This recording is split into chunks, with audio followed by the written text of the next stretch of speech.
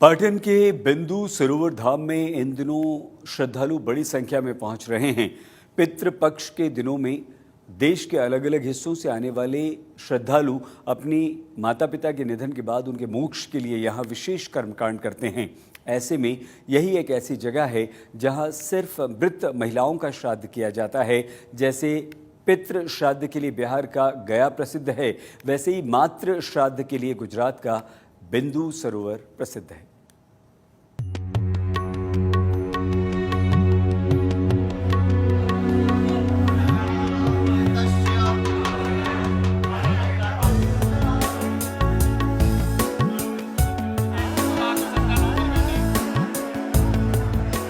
पितृपक्ष के दिनों में सैकड़ों की ये भीड़ जो श्राद्ध से जुड़े कर्मकांड करने देश के अलग अलग हिस्सों से आई है।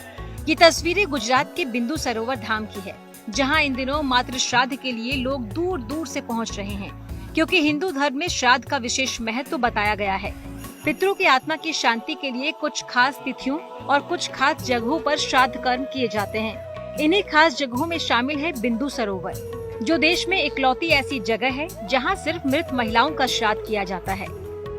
ब्राह्मण जी ने लगभग 1.5-2 घंटा हमारी पूजा करे तो उन्होंने बताया जो उनका ऋण है हमारे ऊपर, माता जी का जो ऋण रहता है, जो दूध पिलाती है, जन्म देती है, जो उनका ऋण अपन चुकाने का ये एक ऐसा सरोवर है। यहाँ पे अपन उनका कुछ ना कुछ ऋण चुका सकते हैं।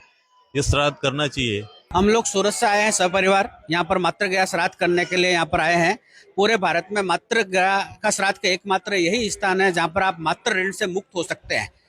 तो बड़ा ही आनंद आता है यहाँ पर करने से, और हमें ये महसूस होता है कि वास्तव में जिन माओं ने, दादी का, चाची ने, वो सभी हमारी माई हैं। जिन मायों ने हमें जन्म दिया, अपने गर्भ में रखा, कई प्रकार की तकलीफें सहन की, उसके ऋण से मुक्त तो नहीं हुआ जा सकता है, लेकिन ये एक उत्तम प्रयास है हर हिंदू को। भारत में एकमात्र यही मातृगया सिद्धपुर स्थान है जहां पर आकर के उन्हें अपने ये कार्य करने से कम मन में ये भावना होती है कि हम कुछ अंश तक माँ के ऋण से मुक्त हो पाए। इसका उल्लेख रामायण और महाभारत में भी मिलता है। ऐसा भी कहा जाता है कि इसी बिंदु सरोवर के तट पर कपिल मुनि ने अपनी माता के मोक्ष के लिए कार्तिक महीने में अनुष्ठान किया था, और परशुराम ने भी अपनी माता का श्राद्ध बिंदु सरोवर के तट पर ही किया था। इसलिए इस बिंदु सरोवर को मातृ मोक्ष स्थल भी कहा जाता है। कपिल ने सांख्य शास्त्र की रचना की और माता देहूति का उद्धार किया। इस प्रमाण से ये तीर्थ भूमि में हजारों वर्ष से यहाँ यात्रिक लोग पिंडदान करने के लिए आते हैं। बिंदु सरोवर जो माता देहूति की हर्ष हुए दीकरा का जन्म से, इसे उसको हर्ष बिंदु सरोवर बोलता है। ये भूमि मातृभूमि है। मातृ ऋण से मुक्त होने के लिए भाद्रपद मास, कार्तिक मास और चैत्र मास में हजारों यात्री यहाँ पिंडदान करके मातृ ऋण से मुक्त होता है। बिहार के गया की तरह ही बिंदु सरोवर धाम में भी सैकड़ों साल पुराने रिकॉर्ड मौजूद हैं, जिसमें से पूर्वजों के नाम निकालकर तर्पण विधि की जाती है। यहाँ वर्षों से ये परंपरा है कि जिस समुदाय का पंडित तय होता है, वही पंडित उनके कर्मकांड की विधि करता है। कोई और पंडित तर्पण विधि नहीं कर सकता। यहाँ पे हम सब पंडित लोगों के पास पूरे 200, 250, 300 बरस, 500 बरस पुराने रिकॉर्ड रहते हैं। जो आगे भी पीढ़ी, चाहे कोई महाराष्ट्र से आता है, कोई साउथ इंडियन से आता है, कोई कर्नाटक से आता है, कोई गुजरात से आता है, हर जगह से इधर माँ का ऋण अदा करने के लिए इंसान लोग आते हैं।